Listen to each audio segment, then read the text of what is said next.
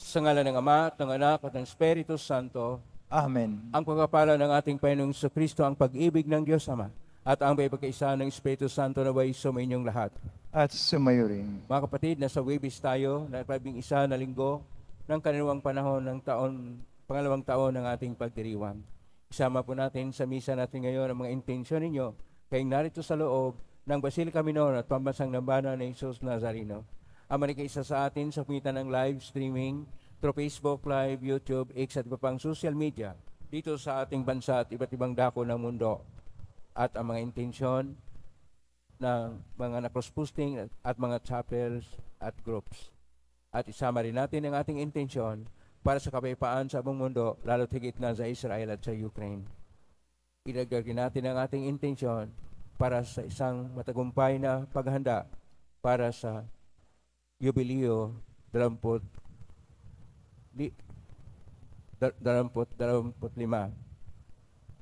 Mga kapatid, sa aklat ng karunungan ni Ben Sirach ay pinapahayag na si Propeta Elias ay siyang parang apoy na nagpapahayag ng kalooban ng Diyos.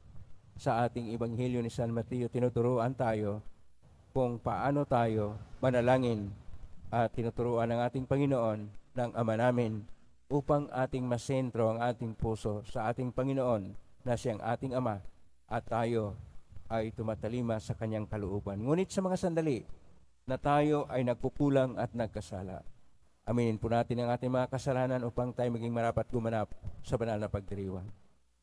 Inaamin ko sa makapangyarihang Diyos at sa iyong kapatid na lubha akong nagkasala sa isip, sa salita, sa gawa at sa aking pagkukulang. Kaya sinasamo ko sa mahal na Birhen Maria, sa lahat ng mga anghel at mga banal, at sa iyong kapatid na ako ipanalangin sa Panginoong ating Diyos. Kaawaan tayo ng makapangyarihang Diyos, patawarin tayo sa ating mga kasalanan, at patnubayan tayo sa buhay na walang hanggan. Amen. Panginoon, kaawaan mo kami. Panginoon, kaawaan mo kami. Kristo, kaawaan mo kami. Kristo, kaawaan mo kami. Panginoon, kaawaan mo kami. Panginoon, kaawaan mo kami. Manalangin tayo. Ama naming makapangyarihan, lakas ka na walang ikinaasahan kundi ikaw. Ang pagluhog namin ay iyong pagbigyan, sapagkat kami mga tao lamang na pawang mahina kapag iyong iniwanan. Kaya naman kami lagi mong tulungan upang sa pagtupad ng iyong mga kautusan, ikaw ay aming mabigyang kasiyahan sa aming iniisip at ginagawa araw-araw. Sa pangitan ni Kristo kasama ng Espiritu Santo, magpa sa walang hanggan. Amen. Magsiyo po muna ang lahat. Pagbasa mula sa aklat ni Sirach. Sumunod na lumitaw si Elias na parang apoy, parang sulong nagliliyab ang kanyang mga salita. Dahil sa alab ng kanyang galit sa kanilang kasamaan, pinadalhan niya sila ng tagutom at marami sa kanila ang nangamatay. Sa ngalan ng Diyos, pinigil niya ang ulan at 3 ulit siyang nagpaulan ng apoy. Kagilagililas ang iyong mga kababalaghan, Elias. Sino ang makatutulad sa mga ginawa mo? Binuhay mong muli ang isang patay. Inagaw mo siya sa kamatayan sa ngalan ng kataas-taasan. Ibinagsak mo ang mga hari at pinukaw sa pagtulog ang mga maharlika at pinapunta mo sila sa kanilang kamatayan. Ikaw ang nakarinig ng mga babala ng Diyos doon sa Sinai at ng mga parusang inihayag niya sa bundok ng Horeb. Ikaw din ang nagtalaga sa mga haring pinili para maghiganti at sa propetang hahalili sa iyo. Sa wakas, iniakyat ka sa langit ng isang ipo-ipo. Lulan ng isang karwaheng hila ng mga kabayong nag-aapoy, nasusulat na ikaw ay babalik sa takdang panahon upang paglubagin ang galit ng Diyos bago sumapit ang takdang araw. Para pagsunduin ng mga magulang at mga anak at muling tipunin ng mga lipi ng Israel.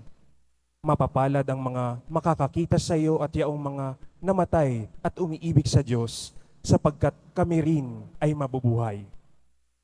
Nang si Elias ay madala ng ipo-ipo, ang diwa niya ay minana ni Eliseo. Hindi siya natakot kailanman sa sinumang hari at walang sinumang nakapagpasuko sa kanya.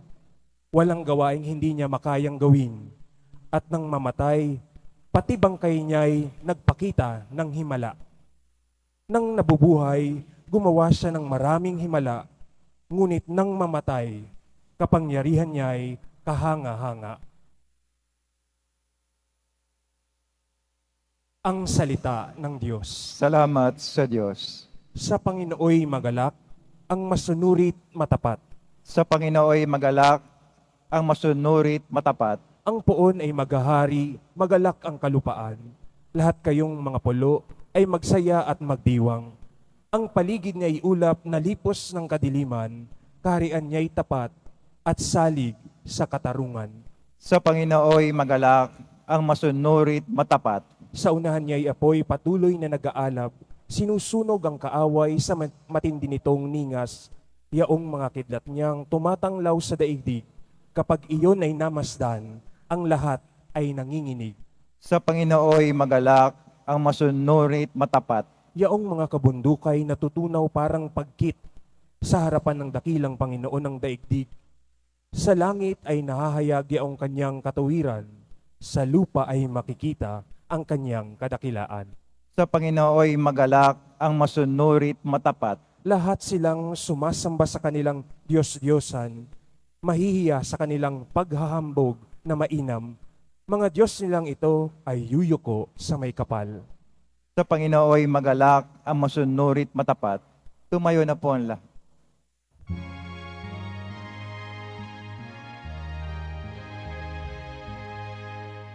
Alleluia, alleluia,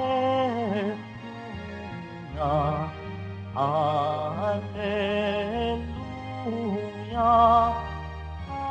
alleluia.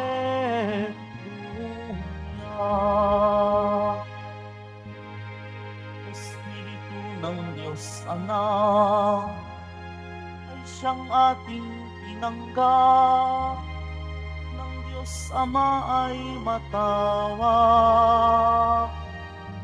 Alleluia, alleluia, alleluia,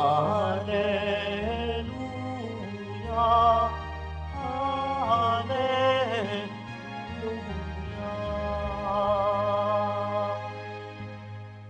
Sumainyo ang Panginoon. At sumayo rin. Ang mabuting balita ng Panginoon ayon kay San Mateo. Papuri sa iyo, Panginoon. Noong panahong yon, sinabi ni Jesus sa kanyang mga alagad, sa panalangin ninyo'y huwag kayong gagamit ng napakaraming salita gaya ng ginagawa ng mga hintel. Ang akala nila'y pagkikinggan sila ng Diyos dahil sa dami ng kanilang salita.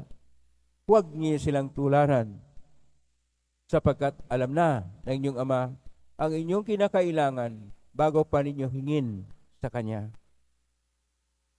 Ganito kayo manalangin. Ama naming nasa langit, sambahin nawa ang pangalan mo. Ikaw nawa ang maghari sa amin. Sundin nawa ang iyong kalooban dito sa lupa tulad ng sa langit. Bigyan mo kami ng pagkaing kailangan namin sa araw na ito at patawarin mo kami sa aming mga kasalanan, tulad ng aming pagpapatawad sa mga nagkakasala sa amin, at huwag mo kaming iharap sa mahigpit na pagsubok, kundi ilayo mo kami sa masama. Sapagkat iyo ang kaharian at ang kapangyarihan at ang kapurihan magpakailanman. Amen. Sapagkat kung pinatatawad ninyo ang mga nagkakasala sa inyo, patatawarin din kayo ng inyong Amang nasa langit. Ngunit kung hindi ninyo pinatatawad ang mga nagkasala sa inyo, hindi rin kayo patatawarin ng inyong Ama.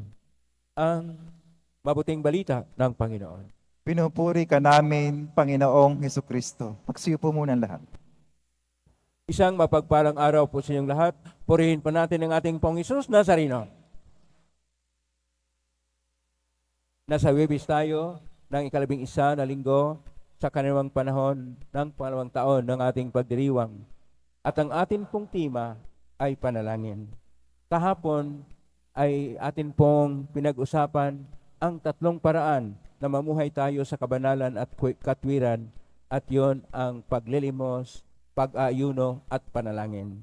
Ngayong araw, tayo po ay binibigyan ng pagkakataong magnilay-nilay tungkol sa panalangin. Ang panalangin ay tinuturo ng mga taong banal. At para sa mga propita, ang panalangin ay pagpapahayag ng kalooban ng Diyos upang iugnay ang tao sa Diyos.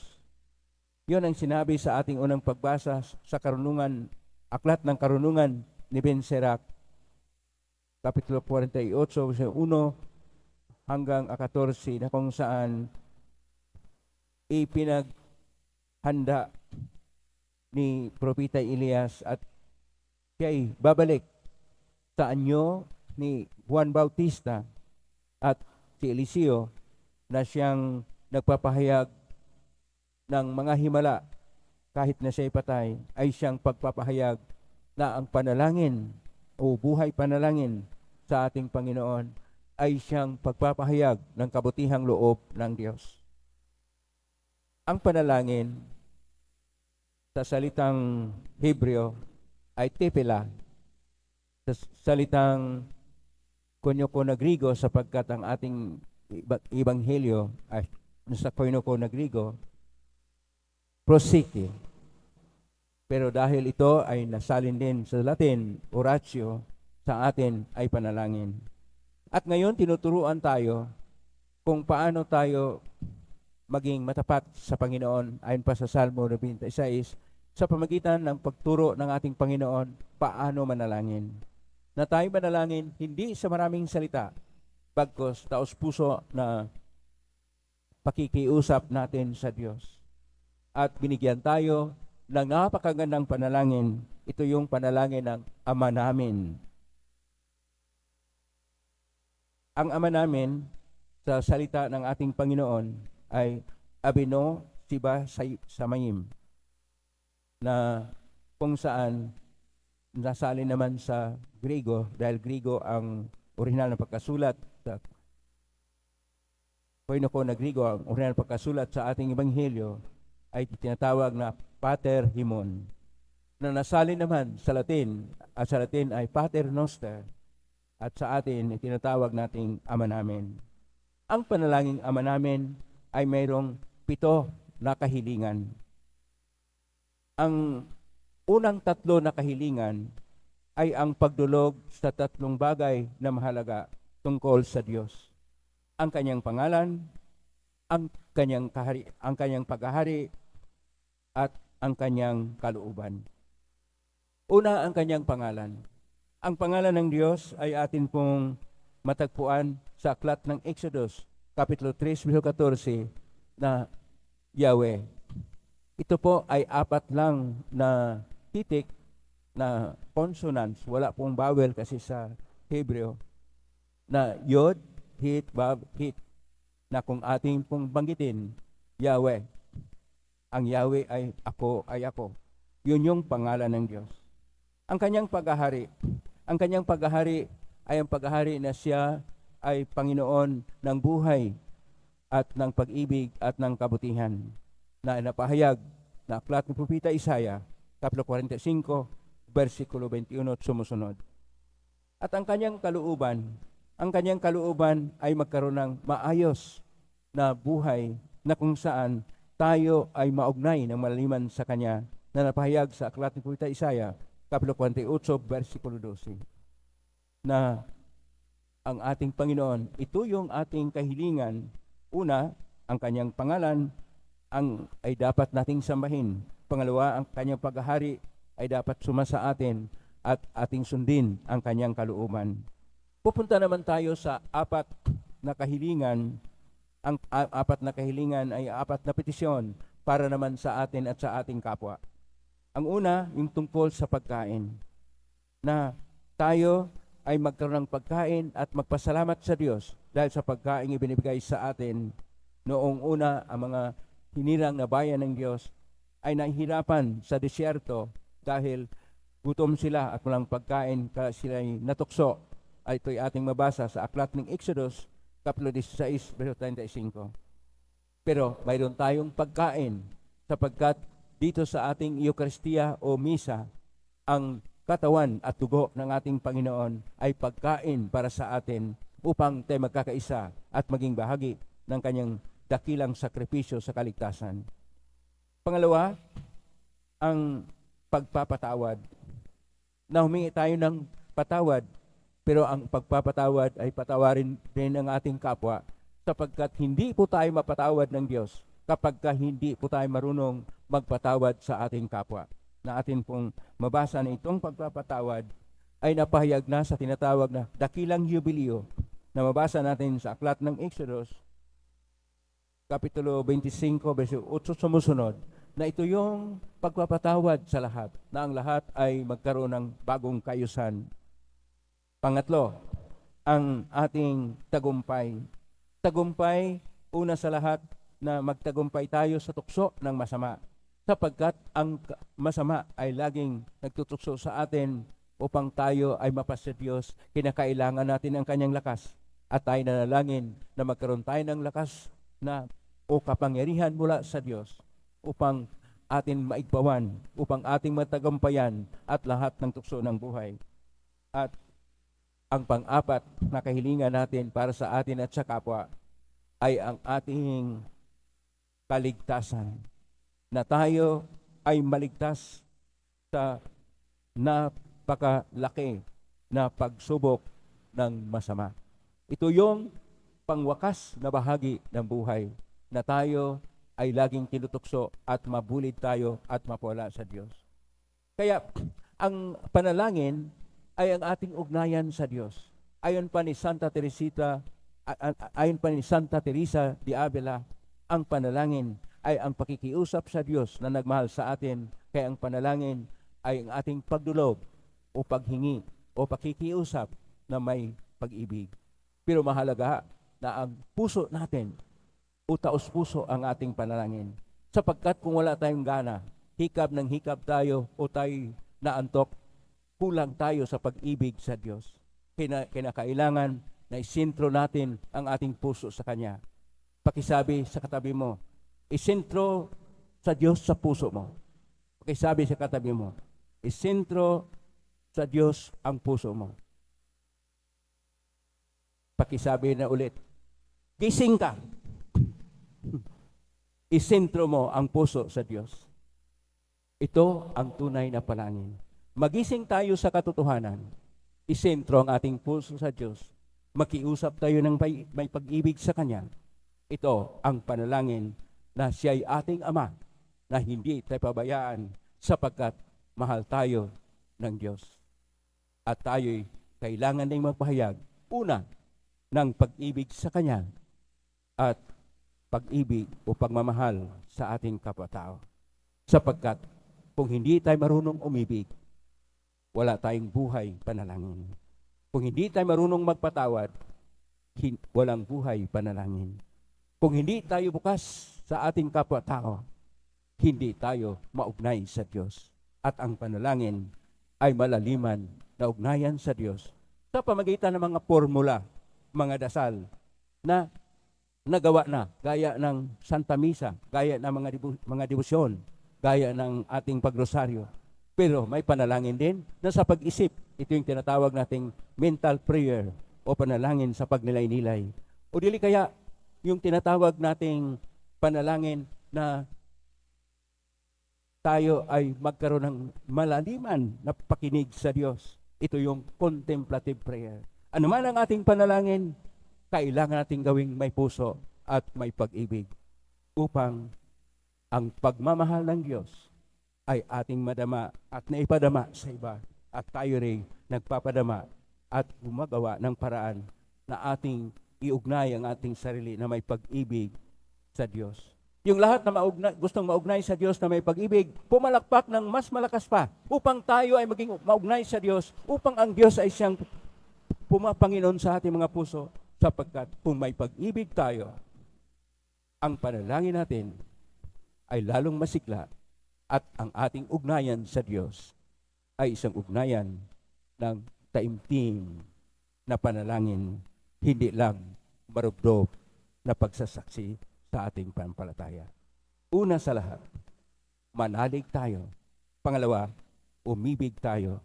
Pangatlo, na ang panalangin ay para sa Diyos at hindi sa atin. Amen? Purihin natin ang... Tumayo na po ang lahat.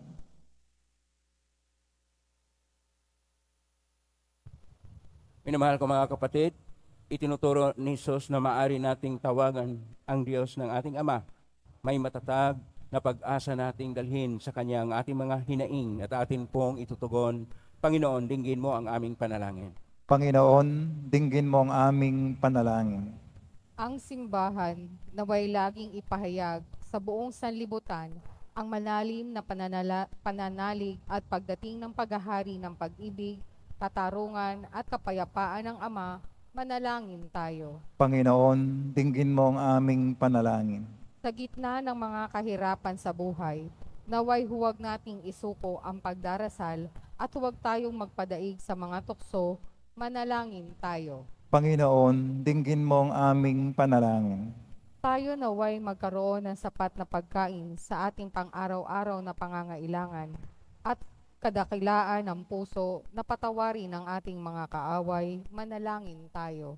Panginoon, dinggin mo ang aming panalangin. Ang mga may sakit at yung mga nag-aaruga sa kanila, naway maranasan ang Diyos sa kanilang araw-araw na pagsasakripisyo. Manalangin tayo. Panginoon, dinggin mo ang aming panalangin. Ang mga yumao, naway makita ng harapan ng Diyos sa kanyang walang hanggang tahanan. Manalangin tayo. Panginoon, dinggin mo ang aming panalangin. Sa tahimik, idulog natin sa Panginoon ang ating mga sariling kahilingan. Ama naming nasa langit, pinasalamatan ka namin sa iyong pagkikinig sa aming mga hinaing.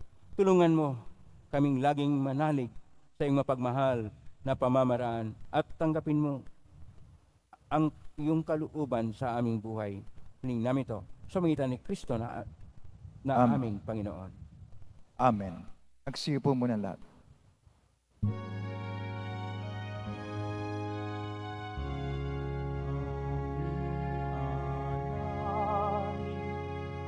Sa'yo, Panginoon,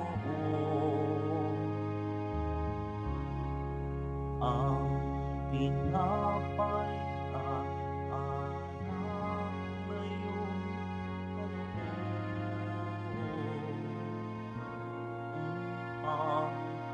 upang itain ang iyong buhay na inialay nang tayo'y magdiwang bilang isang sambayanan.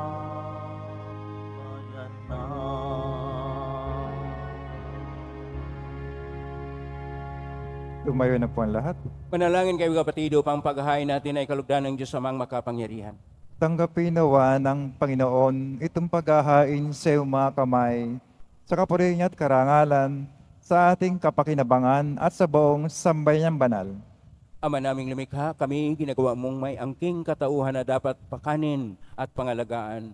At yung dinudulutan ng banal na pakikinabang, ipagkaloob mong kami huwag magkulang sa mga inuukol mo sa aming kapakanan. Sa magitan ni Kristo kasama ng Espiritu Santo, magpa sa walang hanggan. Amen. Sumainyo ang Panginoon. At sumayo Itaas rin. sa Diyos sa inyong puso at diwa. Tinaas na namin sa Panginoon. Pasalamatan natin ang Panginoong ating Diyos. Marapat na siya ay pasalamat. Ama namin kapangin tunay marapat ni kay aming pasalamatan. Pinagbigyan mong ito'y aming mahiyag. Kaya ito'y walang anumang miragdrag sa kadakilaang sa iyo ay likas. Sa pagpupuri namin ang nakikinabang ay kami rin yung pinakikihirapan. Sa pangitan ng anak namin na mahal, kay kaisa namang helsi si awit ng papuri sa pay sa kalangitan. Kami nagbubunyi sa kadakilaan. Santo, Santo, Santo. Panginoon Diyos na mga hukbo, napupuno ang langit at lupa ng kadakilaan mo, o sana sa kaitaasan. Pinagpala na paririto sa ngalan ng Panginoon, o sana sa kaitaasan. Magsilod po ang lahat. Ama naming banal, ikaw ang bukal ng tahanang kabanalan, kaismitan ng Espiritu ng banal, makaloob na ito pang para sa aming maging katawan at dugo ng aming Panginoong Kristo. Bago niya pinagtisang ko sang loob na maging handog, hinawakan niya ang tinapay, pinasalamatan kanya, Pinaghati-hati niya yon, iniabot sa kanyang maragad at sinabi, "Tanggapin ninyong lahat ito at kanin. Ito ang aking katawan na ihandog para sa inyo."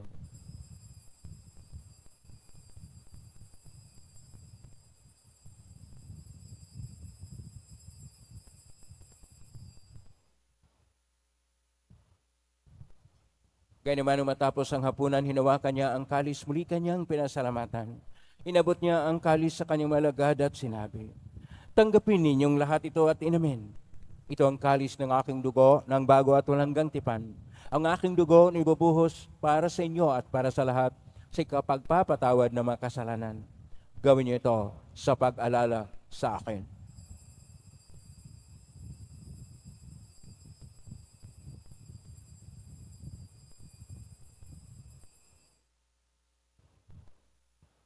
Tumayo na po ang lahat. Ang misteryo ng pananampalataya. Si Kristo'y namatay, si Kristo'y nabuhay, Kristo'y babalik sa wakas ng panahon. Ang mga ginagawa namin ngayon ang pag-alala sa pagkamatay at muling pagkabuhay ng anak. Kahit naalay namin sa iyo ang tinapay na nagbibigay buhay at ang kalis na nagkakaloob ng kaligtasan. Kami nagpapasalamat dahil kami narapat na tumayo sa harap mo para maglingkod sa iyo. Isinasamo namin kami magsasalo-salo sa katawan at dugo ni Kristo ay mabuklod sa pagkaisa sa pamagitan ng Espiritu Santo. Ang malingapin simbahang laganap sa buong daigdig. Pususin mo kami sa pag-ibig kay San Francisco na aming Papa at ni Jose na aming Obispo at ng Tanang Kaparian. Alalahanin mo rin mga kapatid naming nahimlay, may pag-asang sila'y muling mabuhay ganyan lahat ng mga pumanaw. Kaawaan mo sila at patuloyin sa iyong kaliwanagan. Kawanin kaming lahat na makasalo siyang buhay na walang wakas. Kaisa naman na Birhen Maria na ina ng Diyos, ng kabiyak ng puso niyang San Jose, kaisa ng mga apostol at ng lahat ng mga banal, na namuhay ito sa daigdig ng kalugod-lugod sa iyo, may pagdiwang nawa namin ang pagpupuri sa karangal mo sa pangitan ng anak na aming Panginoong Hesukristo. Sa pamamagitan ni Kristo, kasama niya at sa Kanya, ang lahat ng parangal at papuri ay sa iyo, Diyos amang makapangyarihan, kasama ng Espiritu Santo, magpasawalang hanggan.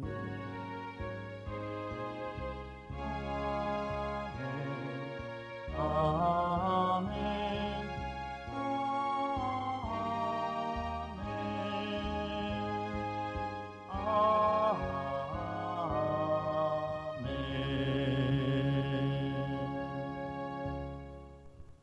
Sa tagubilin ng mga nagaling na utos sa turo ni Jesus na Panginoon natin at Diyos, ipahayag natin ng lakas loob. Ama namin, sumasalangit ka, sambahin ang ngalan mo. Mapasa amin ang kaharian mo, sundin ang loob mo dito sa lupa para nang sa langit. Bigyan mo kami ngayon ng aming kakanin sa araw-araw at patawarin mo kami sa aming mga sala para nang pagpapatawad namin sa nagkakasala sa amin. At huwag mo kaming ipahintulot sa tukso at iadya mo kami sa lahat ng masama. Niling namin kami iadya sa lahat ng masama. Pagkalooban ng kapayapaan araw-araw, iligtas sa kasalanan at sa lahat ng kapahamakan samantalang aming pinanabikan ang dakilang araw ng pagpapahayag ng tagapagligtas naming si Jesucristo. Sapagkat iyo ang kaharian at ang kapangyarihan, ang kapurihan, magpakailanman. Amen. Panginoong Jesucristo, sinabi mo si mga apostol, kapayapaan ang iniiwan ko sa inyo, ang aking kapayapaan na binibigay ko sa inyo. Tunghayan mo ang aming panampalataya at huwag ang aming pagkakasala. Pagkalooban mo kami ng kapayapaan at pagkakaisa yun siyang kalooban. Kasama ng Espiritu Santo, magpa sa walang hanggan. Amen. Ang kapayapaan ng Panginoon ay laging sumainyo. At sumayo rin. Magbigay kayo ng kapayapaan sa isa't isa. Kapayapaan sa inyo. Kordero ng Diyos na nagalis ng mga kasalanan ng sanlibutan, maawa ka sa amin. Kordero ng Diyos na nagalis ng mga kasalanan ng sanlibutan, maawa ka sa amin. Kordero ng Diyos na nagalis ng mga kasalanan ng sanlibutan, ipagkaloob sa amin ang kapayapaan. Magsilod po lahat. Ito ang kordero ng Diyos. Ito ang nag-aalis na makasalanan ng sanlibutan. Mapalad ang mga inaanyayahan sa piging ng kordero. Panginoon, hindi ako karapat-dapat na magpatuloy sa iyo, ngunit sa isang salita mo lamang ay gagaling na ako. Katawan ni Kristo. Amen.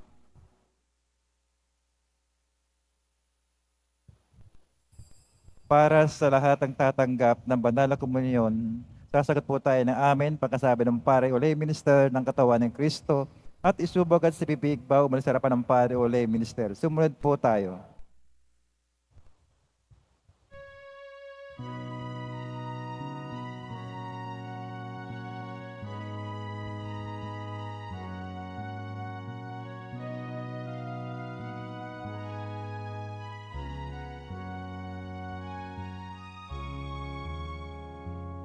Umasa ka sa Diyos ang mabuting gawin at manahan kang ligtas sa lupain. Sa Diyos mo hanapin ang kaligayahan at pangarap mo ay makakamtan. Ang iyong sarili sa Diyos mo inagap, pag nagtiwalay tutulungan kang ganap. Ang kabutihan mo ay magliliwanag katulad ng araw kung tanghaling tapat. Umasa ka sa Diyos ang mabuting gawin at manahan kang ligtas sa lupain. Sa Diyos mo hanapin ang kaligayahan at pangarap mo ay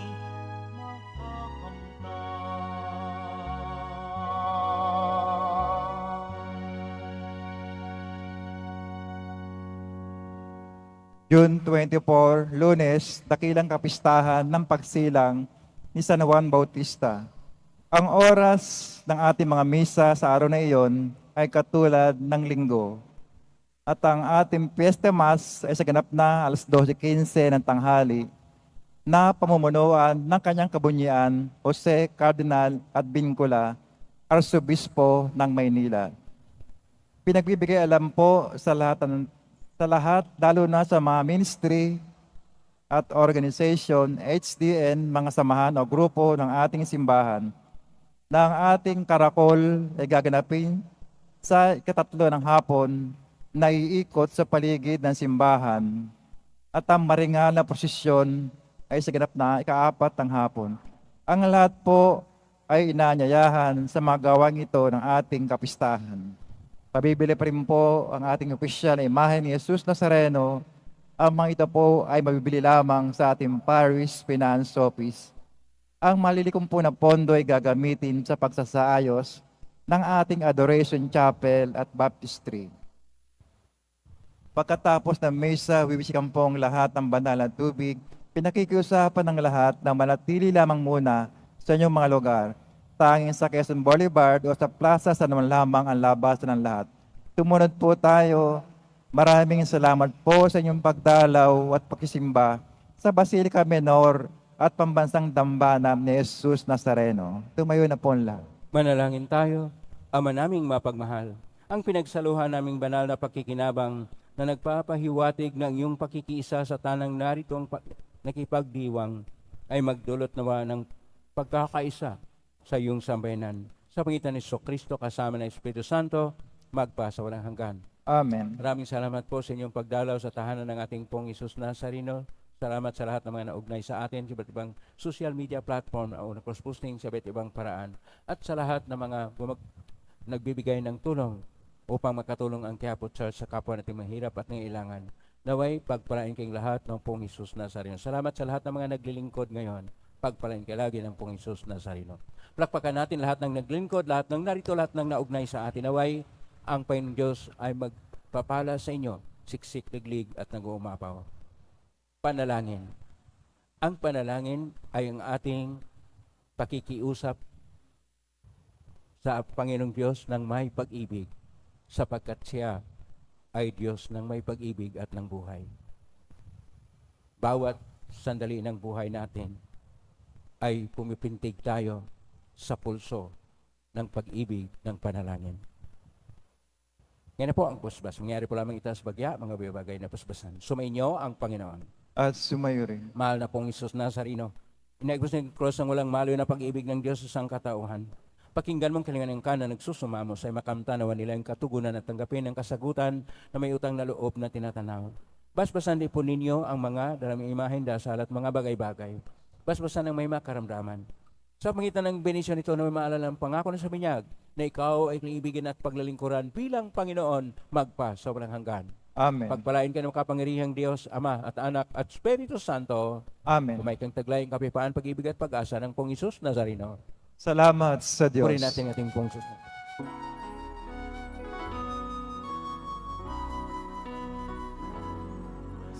Padre Jesus Nazareno, sinasamba ka namin. Pinipintuho ka namin. Karan mo ang aming buhay at kaligtasan. Padre Jesus Nazareno, iligtas mo kami sa kasalanan.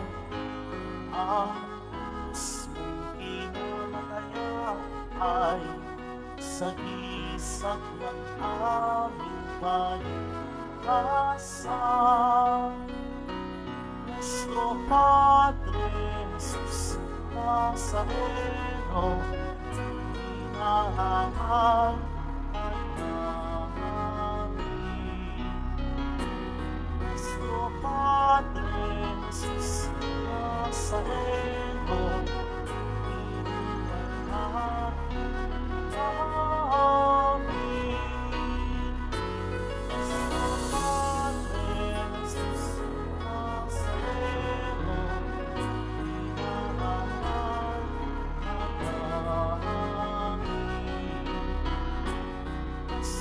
Padre Jesus Nazareno, nilulwalhati ka namin.